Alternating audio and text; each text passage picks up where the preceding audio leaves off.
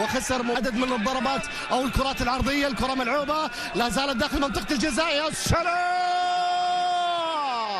تهديد عيناوي مبكر قبل لا تمر الدقيقة الثانية. كان ممكن رحيمي سيذكر دوري هذا الموسم إذا حقق العين بموسم سفيان رحيمي.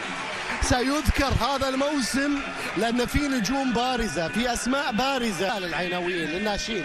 نحن محظوظين أن نحن في العين. كرة للابع، لابع يا سلام،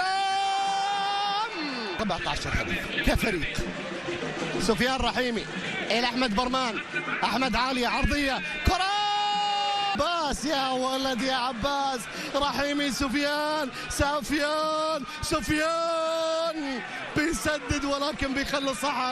وسفيان شوف هذا الانضباط التكتيكي لما تشوف فريق بحجم العين. سفيان رحيمي يرجع الى إيريك ويغطي بهذه الطريقه. وليد راشد بشكل ممتاز، يحيى نادر ممتازه خلصها. سفيان تقدم، سفيان يتوغل، سفيان رحيمي، سفيان بيلعبها عاليه وعرضيه لكن عيسى. كره ملعوبه عاليه وعرضيه بتتخلص من العنزي. الكره فيها التحام، يا سلام،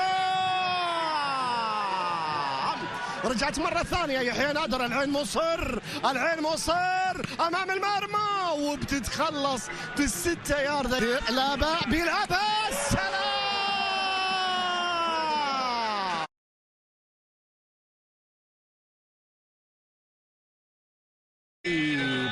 ويقترب أكثر حينما يكون هذا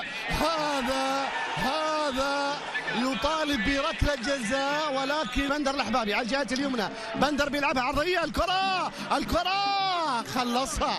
خلصها مهند إلى ضربة ركنية لمصر. عبيدي بيليه وفالديفيا وعمر عبد الرحمن، والكرة الآن لسفيان بيلعبها ولكن إلى خارج. اللي يعجبني في سفيان ما يحب يطول السالفة، يقول لك لا تطول السالفة وهي قصيرة. عوبة سفيان رحيمي، سفيان المغربي اللعيب أعادها بالخلف في اللحظة الأخيرة. برمان أنقذ الموقف في اللحظة الأخيرة وكاد اتحاد كلبة انمسد كلبة. ما هذا يا العين؟ سفيان أنت رحيمي قاسي أنت رحيمي، أنت قاسي، أنت نجم العين الأول. العين يسجل الهدف الثاني عن طريق سفيان قاسي.